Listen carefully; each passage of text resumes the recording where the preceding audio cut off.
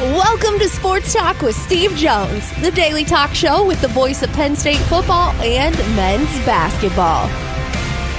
You never know what special guest may stop on by any given day.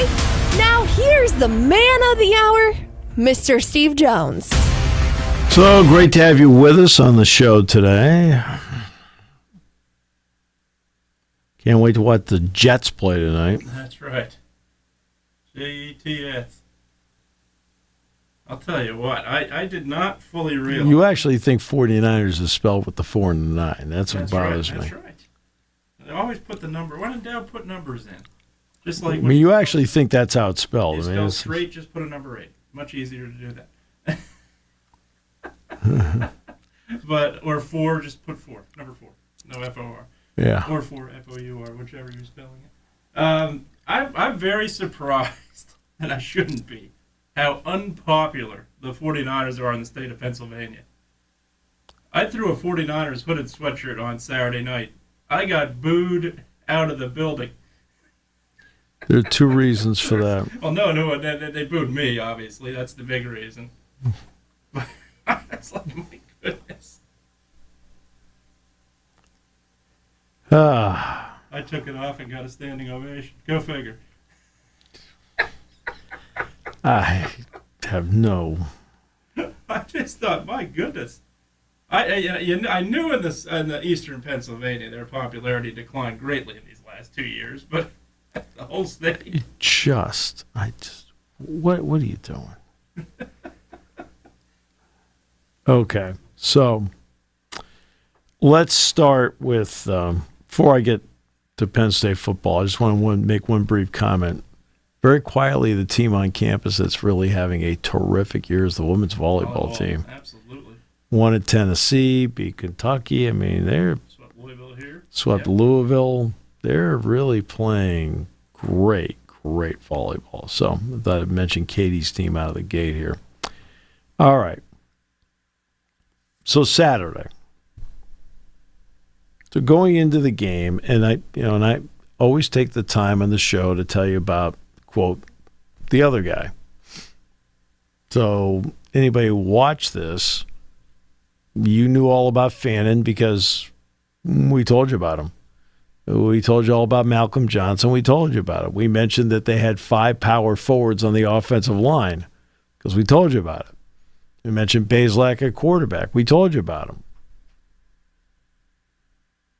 Okay? So it wasn't as if we didn't tell you in the show that they had 32 seniors because we did.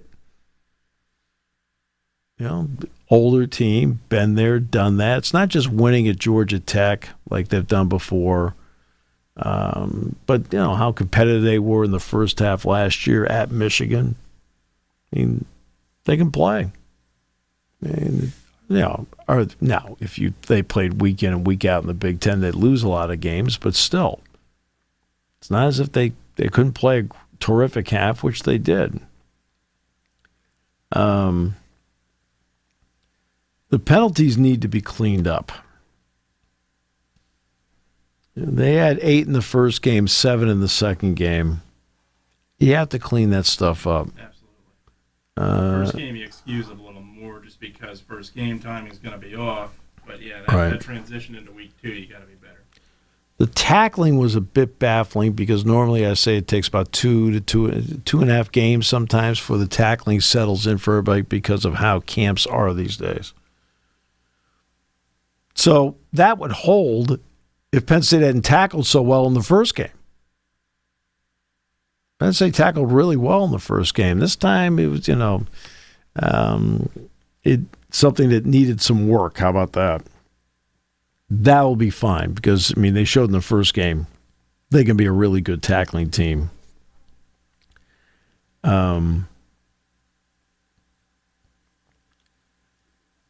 The Amari Evans deal, it tells you a lot about what they think of him and how James coaches. That when he dropped that obvious first down and would have gone a lot further than that with his speed. He would have gone a lot further.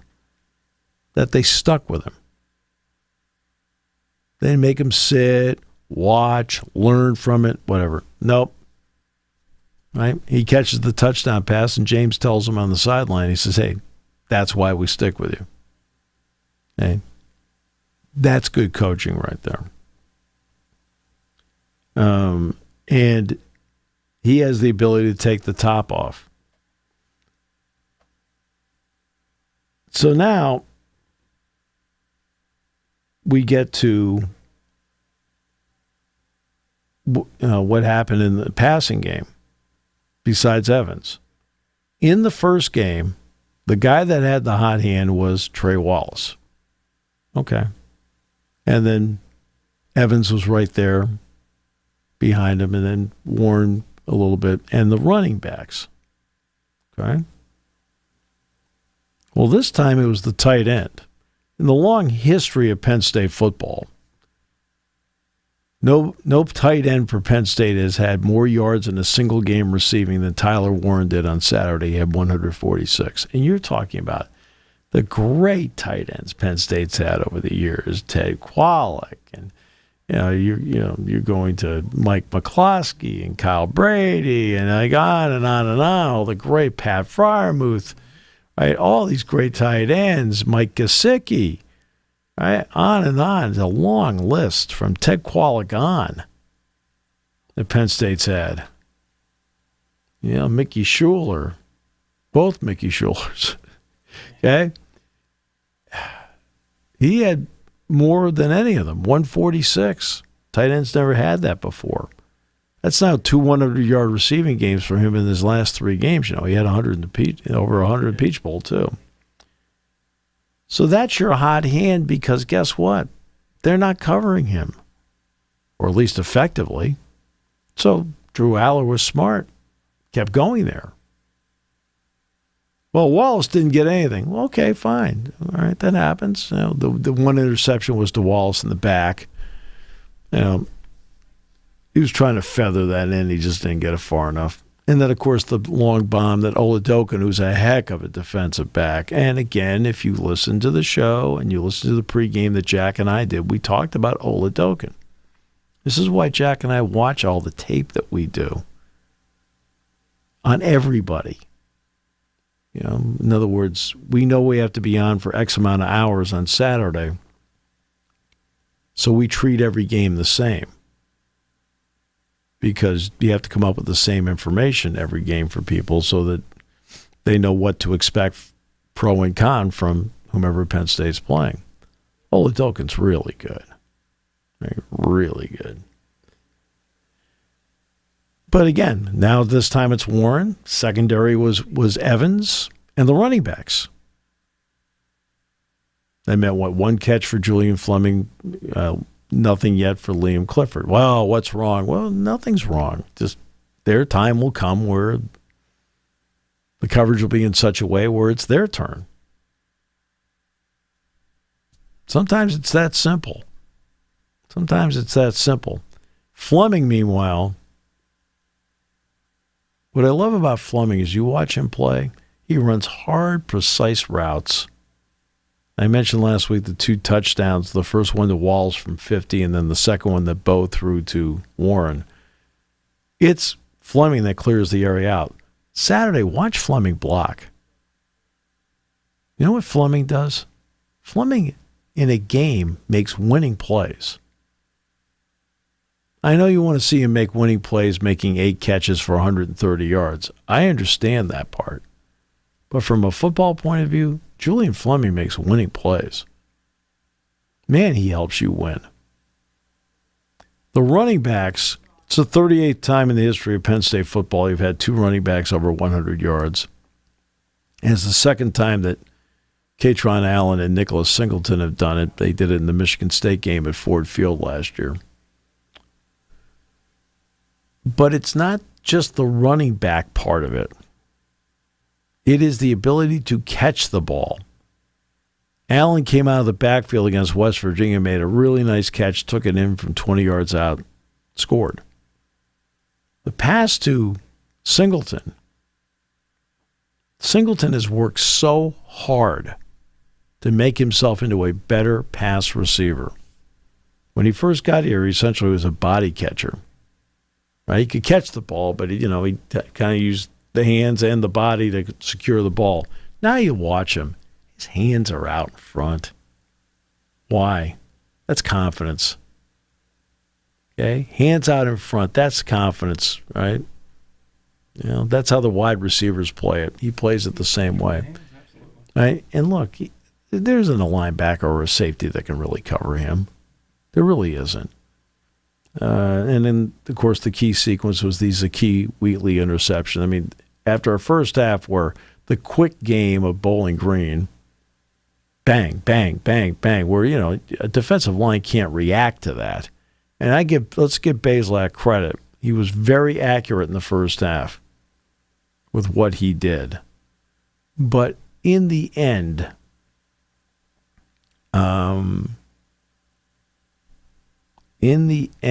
he hit 9 of his last bless you.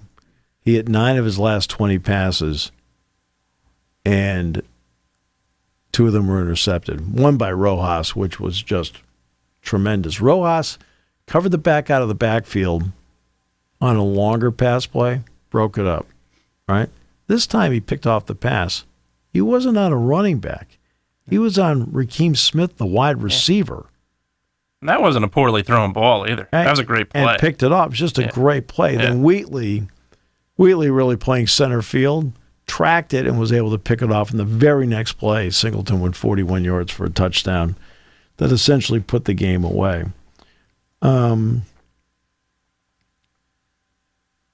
But this is, when you have an all-around team,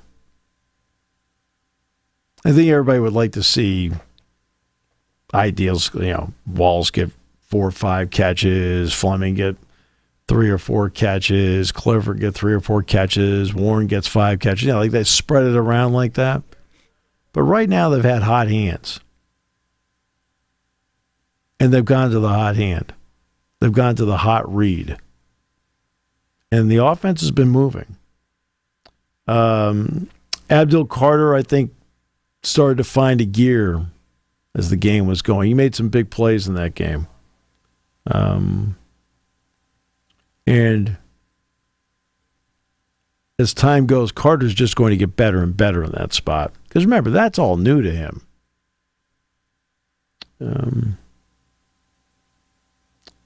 And I'll tell you another guy that's playing well.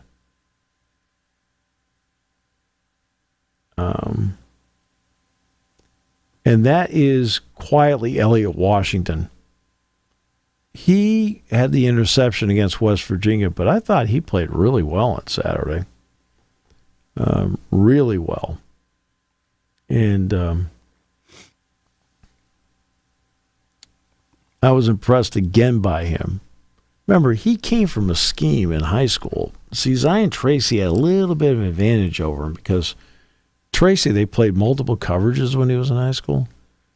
I think with Elliott, his high school played cover 3 all the time.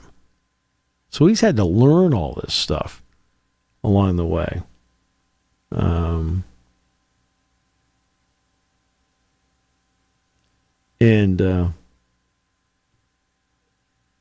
There was another part that quietly happened in the game on Saturday. Notice in the fourth quarter, Davian Collins is out there. Zion Tracy's out there. Hey, Jack said, this is a key part of the game. He says, that's interesting. I said, because they have confidence in these guys and they're rotating them to keep Kimber Harris and Miller fresh. Right? But it's interesting to see that no matter what, and the same thing happened up front. Nolan Rucci played left tackle, right tackle. J.B. Nelson got in the game. Cooper Cousins got in the game. In fact, I thought Nelson did a decent job off the bench. Cousins, a good player. I thought Nolan Rucci did a decent job off the bench. So now you got a bye week. So what is the thought process of people after Saturday?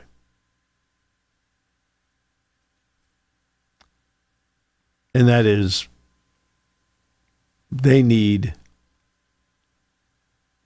to be crushed in practice, right? Sure. Absolutely. Absolutely. Especially with a bye week. Absolutely. That is not how it works. Okay? No.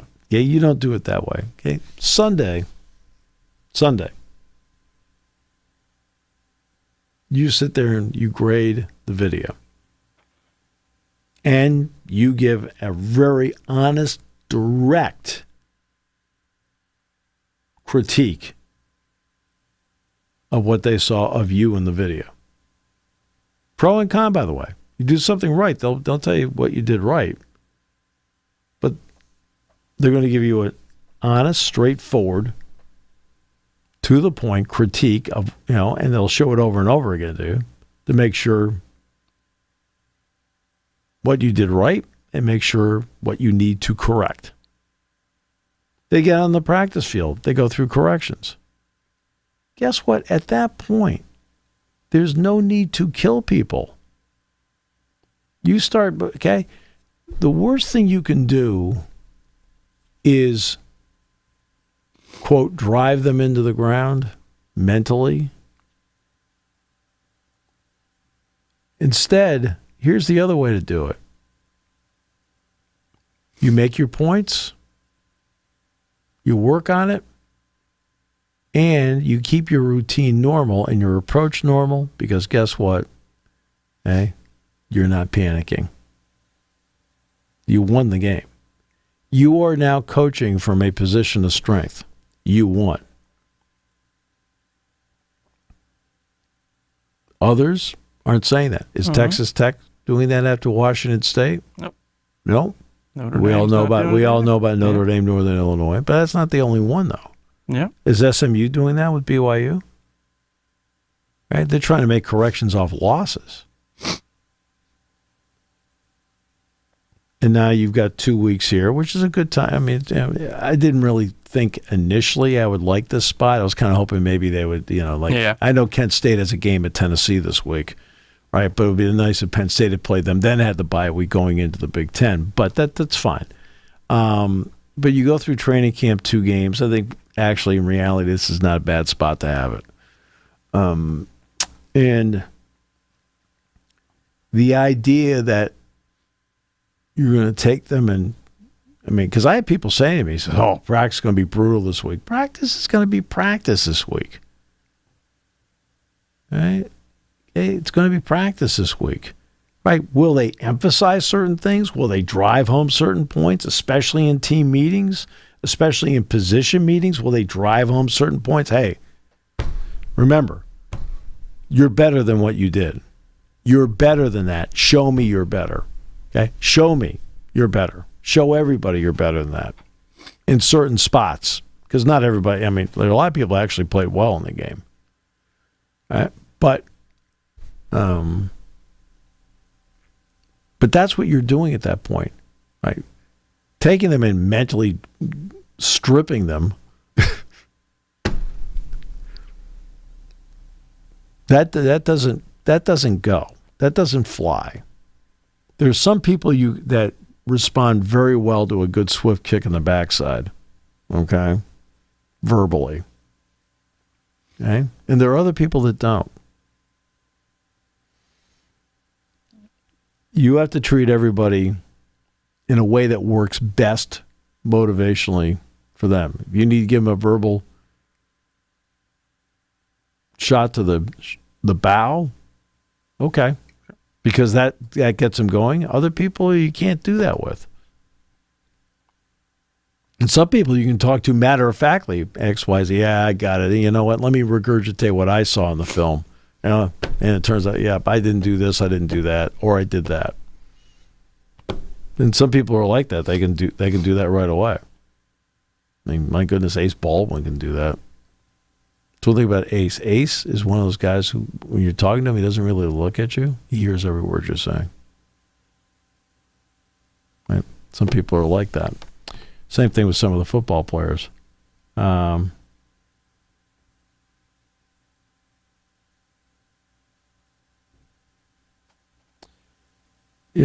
It's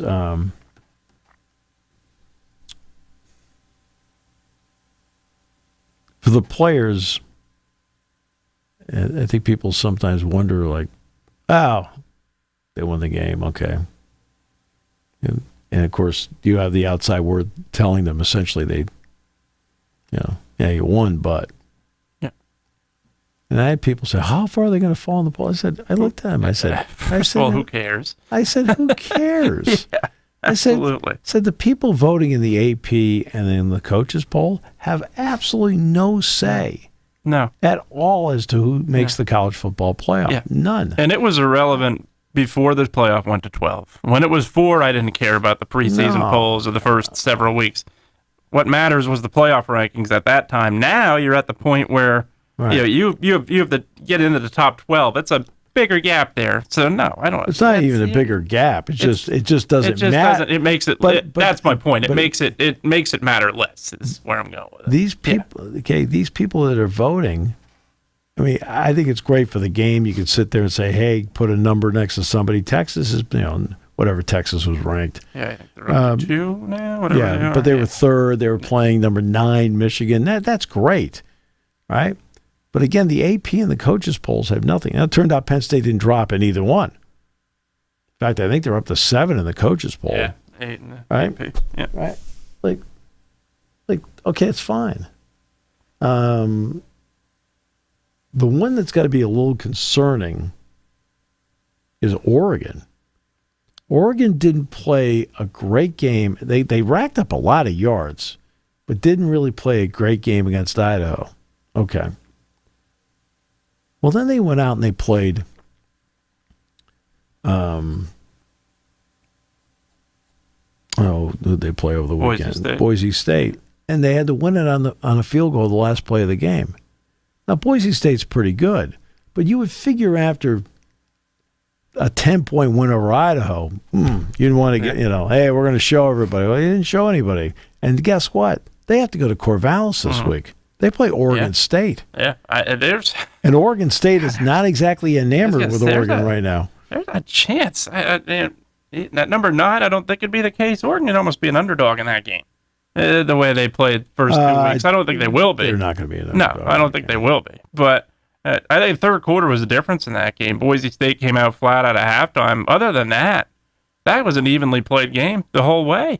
Right. And I'd say, I absolutely. I've just not been impressed at all with Oregon these first 2 weeks. But no, they're not going to be an underdog. But they're also 2-0. I mean, exactly. Dan Lanning. Yep. Dan Lanning is at least trying to coach his team through a. And Gabriel's played well. I mean, it's not entirely on him. He was efficient this weekend. He played well first week. It's not as if he's been the reason they've had issues on offense. Gabriel's been fine. I thought he's been good. Yeah. Who's carrying the Oregon game? Is that on the CW? I don't know. Because if that Oregon State, it's their deal, right? Yeah, I actually think. Let's see. I wonder. Yeah, that's what. First glance said Fox. Okay. Yeah, it does say Fox. Okay. Yeah. Good enough. The game's in Corvallis, Corvallis right? at 3:30. Yeah. See, I might watch that game. Yeah, there'll be some good games this weekend to watch. That is the bright side of it. Yeah. So.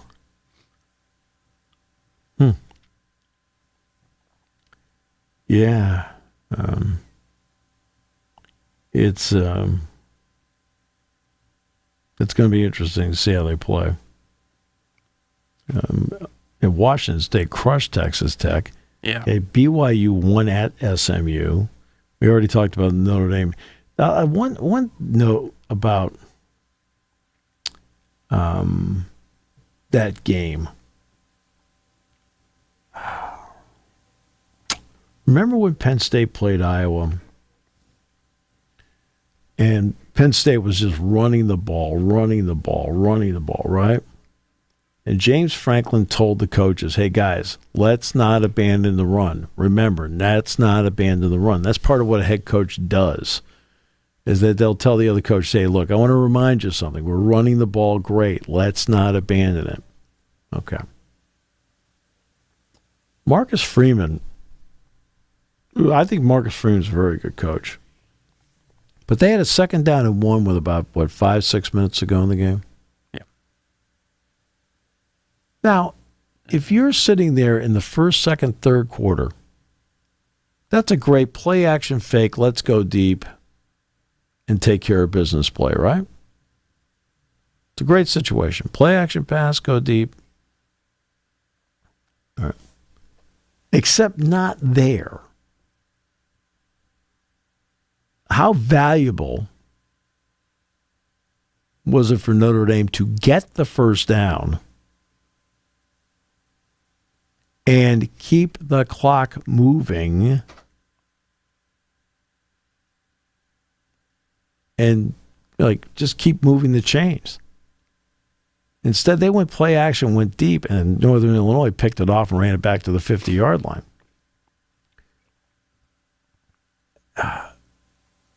Even if they complete the pass, yeah, you're like, okay, you're not going to get as much time off the clock after that. No, Okay. and that's fine. That's fine to have that. It's time. It's exactly Score it's the time. and situation. Exactly. It's fine to do that in 2nd and 1, 2nd quarter. I think you do take a shot in that spot. Absolutely. That's what I'm talking about. But yeah, and in that spot, no doubt about it. Right. You get the first down. That's what I said. First, second, third quarter. That's the play call you at least consider, right?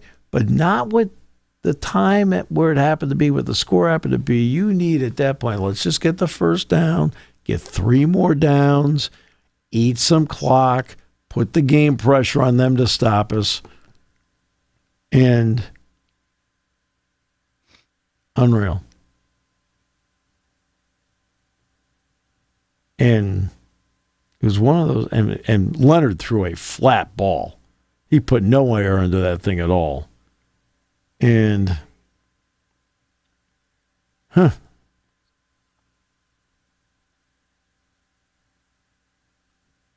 crazy.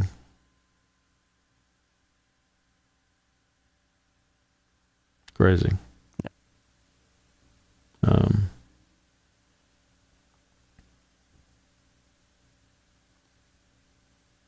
Especially in Notre Dame getting the win they got last week on the road. I thought it's a tough place to play. There's no doubt, always is. But Northern Illinois now, obviously. Yeah. Yeah, that's you're coming up against.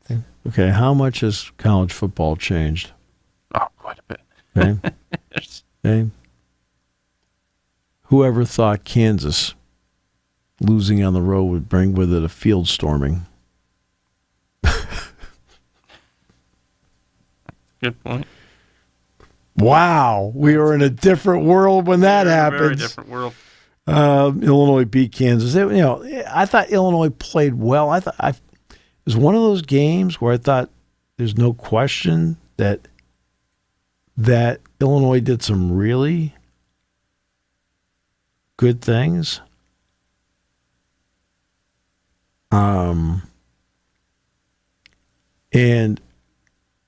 But I felt like Kansas lost the game. Yep. It's just one of those where Illinois feels great. They won. But you felt like Kansas lost the game. By the way, how about this story? Pitt Athletic Director Heather Lake was fired today. Yeah, about that. Citing the need to help the school navigate a new era in college athletics. Yeah, I did say that. Hey, everybody, I've heard nothing but praise for her. Same. And I was in Pittsburgh 2 weeks ago. It was 2 weeks ago. Yeah. And I think her name came up. Yeah, she does a great job. I mean, somebody else brought her name up, and a couple of people chimed in and said, yeah, she does a great job. So I don't know what is behind this, because look, now she did go after other jobs, by the way. I mean, she went after the Northwestern job, just so you know. Didn't get it. But look, as does 95 million other Americans. That's the thing. They went after the Northwestern job? No, not quite. Really? Goes after other jobs. Was my point. It's like, and which jobs have you been going after lately? No, none of those. Not me, but I have No, I got the Do reputation. you show up at work every day with a shovel to see how deep a hole you can dig for yourself? Most likely. That's why when I apply for another job, the day ever happens, they just see the application and make it a paper airplane of it and just go. Oh, imagine what they do with your resume. I know. Jeez, that's why I make sure I put it on good paper. It doesn't burn that way, at least. But that was a good one. That was a good one. I like that one. That was good. That was a really good one. But the interesting timing of it too with this, you're taking on. It's a down West Virginia team this year, first 2 weeks in. You're coming up in a backyard brawl here. Right, but it's more than that. The timing, timing absolutely deals with the House settlement. Yeah, and right now that's in flux. Yeah. I just thought she was going to rubber stamp it and just move on. She didn't do that. No. And look, I have pointed out Pitt how many times on this broadcast in the past month or since the House settlement, where are they going to come up with the money? Yeah. Where? Let's just say the settlement goes forward. They get the NIL part, the language of NIL straightened out. Let's just say they do it. And it sticks at $20 to $23 million. Well, Penn State can come up with that, right? Yeah. I mean, but they can come up with it. And every Big Ten school can, quote, come up with it. Some more difficult than others, but they can. But can an ACC school like Pitt? See, and I've used them as an example, not because you're trying to like backhand Pitt. That had nothing to do with it. Zero. They're a Power 4 conference team. They're in the ACC. As we've outlined through the Florida State and Clemson displeasure, their TV contract isn't in the same realm as the SEC or the Big Ten. Okay? That brings with it an automatic issue. You're falling behind financially all the time. So where can they make up for it? Well, they can't make up for it really in their radio deal. They get a decent amount, but nowhere even close to what Penn State gets. They don't get anywhere close to what Penn State gets from TV. They don't get anywhere close to what Penn State gets in the college football playoff breakdown. And to be honest with you, right, based on the fact that the ACC in basketball the last couple of years has been which is a rarity for them. I mean, Pitt actually won, 21 games last year, and they didn't even make it because the strength of schedule within the conference didn't help them. So you're like, okay, so your distribution there is probably slightly down. So can you make up for it in attendance? Well, the Peterson Center, which used to be an automatic sellout, is not anymore. A beautiful building, but it's not an automatic sellout anymore. And then there's playing over at Acrisure Stadium. One of the problems that they have is perception there. And of all the deals, you are sitting there and you are playing your games in a stadium that the Pittsburgh Steelers have, which means that the seats in the stadium have to be what color? Yeah. Right? Yellow. Yep. Okay. And guess what sticks out like a sore thumb on television? Over and over and over again. And over again. Yeah. Yellow seats. Yep. I remember I had to go to Penn State played Maryland on a Friday night. Yep. So what was that, 2019? Micah was still here, so I think it was 2019. 2019. Yep. Mm-hmm. It's 5 years ago. That was the game he got ejected. Yeah. Yeah. And Clifford had a big night because they'd shut them out. Yep. Yep. Dominated them. Yep. So got back, and then I needed to run a favor for my son in Pittsburgh because I had the whole weekend off. So it was a Saturday. It turned out that I went by Acrisure Stadium, which was Heinz Field at the time, to get to his father-in-law's house. I was picking up a snowblower for him, right? At the time, he was living in Rochester. For some reason, it seemed like a good idea to have one. Yeah, just a bit. He lived, he lived in Rochester, Buffalo, places like that. So I had time. Yeah. Well, part of the deal was literally the route took me right by the stadium. They're playing a game. There's nobody in the seats. Nobody. Now, it wasn't a high-profile team they were playing. I remember that. It doesn't matter. It doesn't matter. There's people in the seats here when they're not playing a high-profile team. In fact, I think they might have been playing Delaware. Right? Well, prime example. Last year in the rain, there was plenty of people in seats here last year when they played Delaware. But they had, there's nobody in the upper deck. Sporadic on the bottom. It was like going, ugh. Right? And it wasn't one of those, it wasn't any of that. I looked over and went, wow, that's hard. Yeah. Right. So they can't make up for this 20 to 23 million through attendance. Can't. That's my point. Where do they come up with the money? And this is whomever's the AD.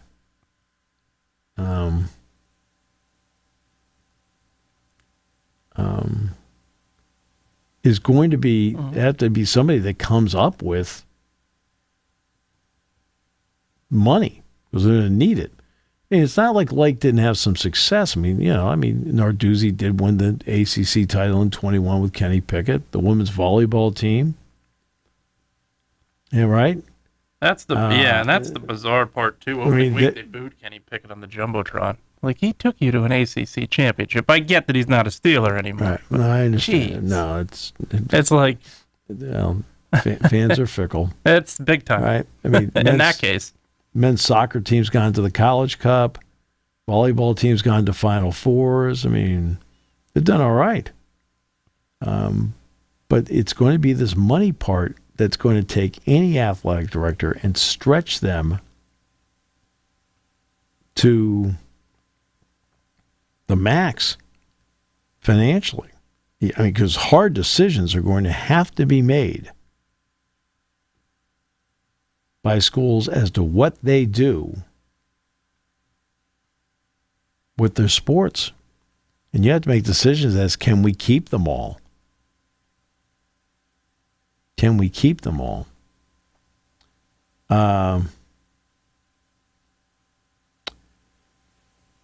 One other note.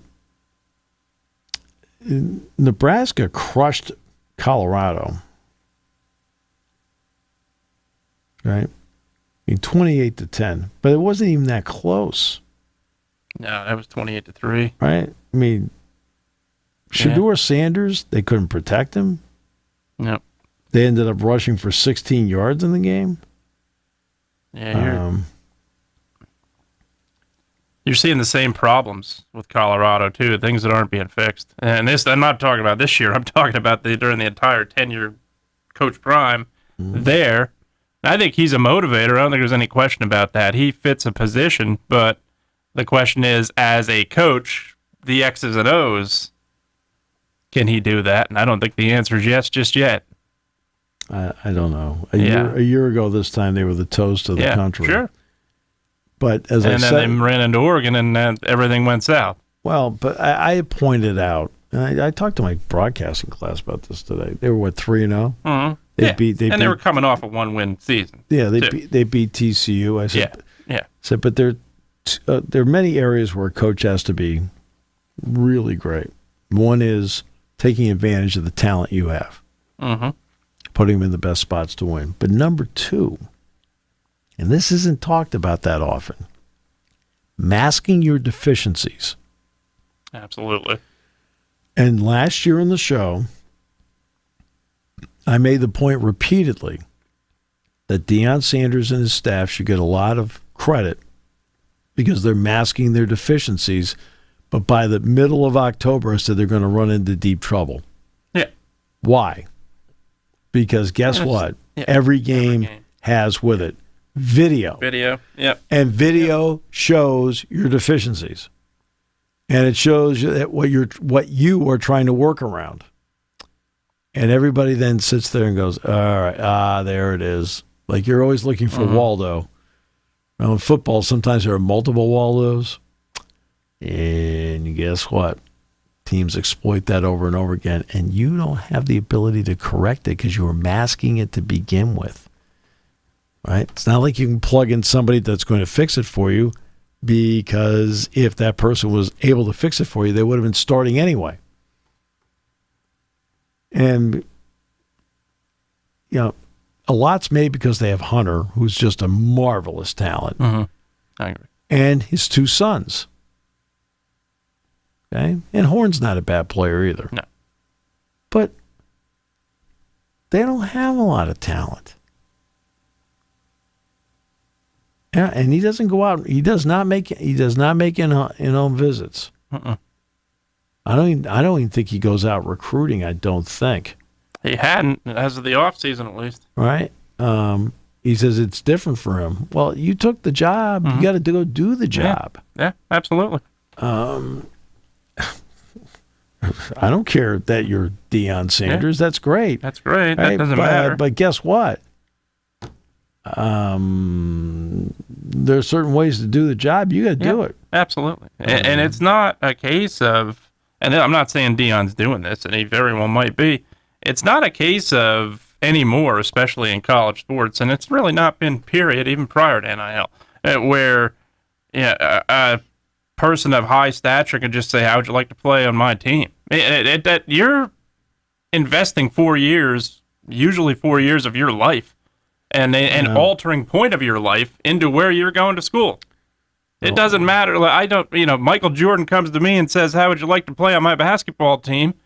That doesn't necessarily mean it's the best fit for me for the next 4 years of my life, and it's going to advance me anywhere. Yeah. There's a couple. Anytime that people, the other part too is about the criticism part of it. Yeah. Is that, and he doesn't take it well. No, but it's not personal. No, it's not. It's do I think truthful. Do I think he can coach? Actually, I do. I think he's motivated for sure. But I think he can coach too. Right? So I'm not, right? There's nothing to do with that. He just doesn't have enough players. And the idea that you can transfer portal your way to success, we've been seeing in basketball over and over again. It's not happening. And in football, Michigan State has been the primary example of this. Hey, when Mel Tucker went in there, here we go. He brought all these, he had a bad team. And they came in and he got the running back Walker, Kenneth Walker from Wake Forest, and transfers. And everybody's like, wow, look at what they've done. They got to the Peach Bowl, played Pitt, in fact. Right. Yeah, played a Pitt team that had nobody on that team at that point. Everybody had opted out. Right. Yep. And Michigan State won. And this is the new way to do things. Well, guess what happened in the offseason? They lost 25 transfers, only gained 9. Okay.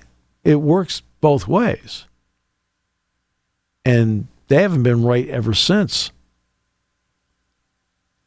And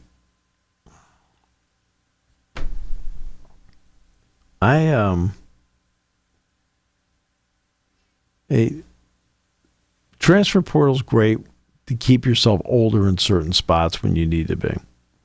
All right. Penn State had some young corners coming back, as we all know. And Cam Miller's going to his 3rd year. Zion Tracy into his 2nd year. Elliott Washington, 2nd year. Davian Collins into his 3rd year, but one's a red shirt. Okay. And then, Johnny Thomas and Kenny Wosley and Antoine Belgrave Shorter. Okay. Really talented players. Really talented players that just now need game experience. But they felt like, hey, you know what? We need to stay older in that spot right now. Buy some time for some other people. So they got A.J. Harris and they got Jalen Kimber. Now, Kimber's going to be 1 year. Harris has multiple years left. Mm-hmm. Harris is a good player. Good player. Really so good player. is Kimber. Kimber's a really good player. Quiet, goes about his business. Harris, really like Harris a lot. But they stayed older in those 2 spots. And that really helped. And that is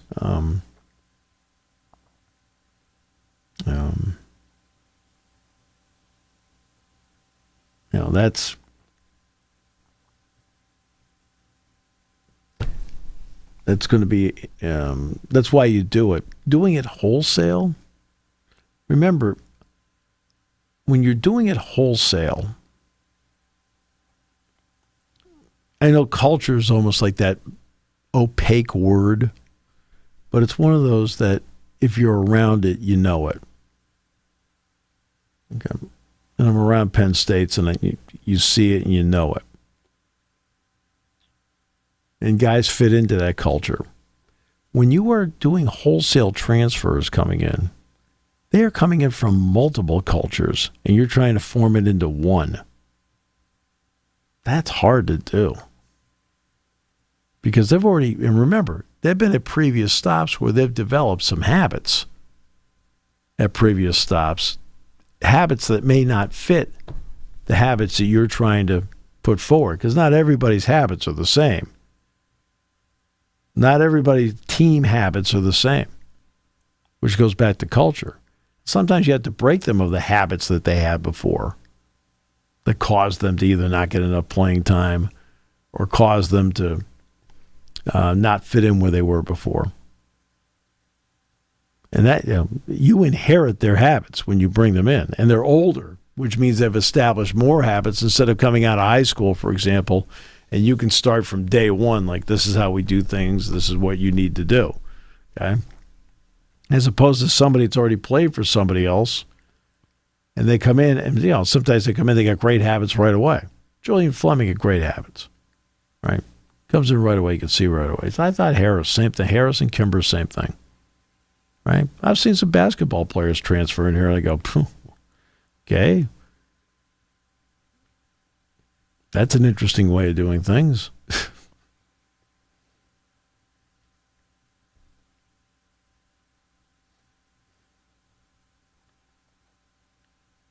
So I've seen it in all realms. Plenty of times, sure. And with what he's trying to do is that he said he brought in all the offensive transfers, like the skill position transfers first. So that'd be secondary, wideouts, running backs, quarterback, obviously his sons, right? And that the second year was dedicated to getting transfers in the offensive line, defensive line.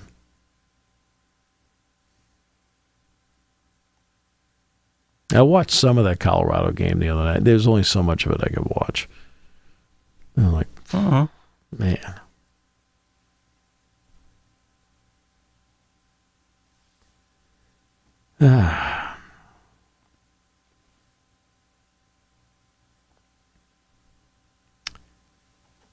Here's my favorite quote from last week.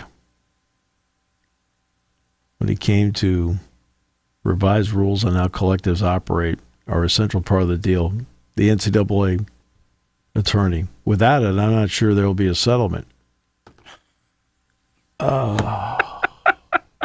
Okay. Here's one for you. Okay. Did you skip the time over at Harvard Law School where they were talking about antitrust law? You wonder why you're 0 for life in court.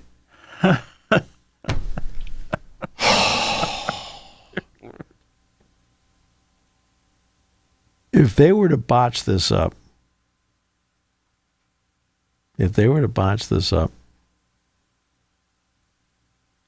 I think it would be the end of the NCAA. That people would look at them and go, the heck with this. Good chance. I agree. The heck with it. You guys would file up a one-man band.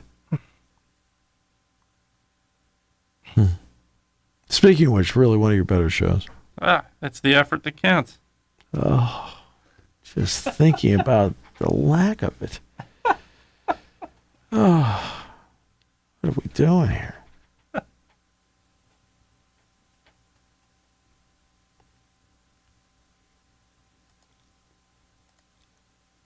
Unbelievable.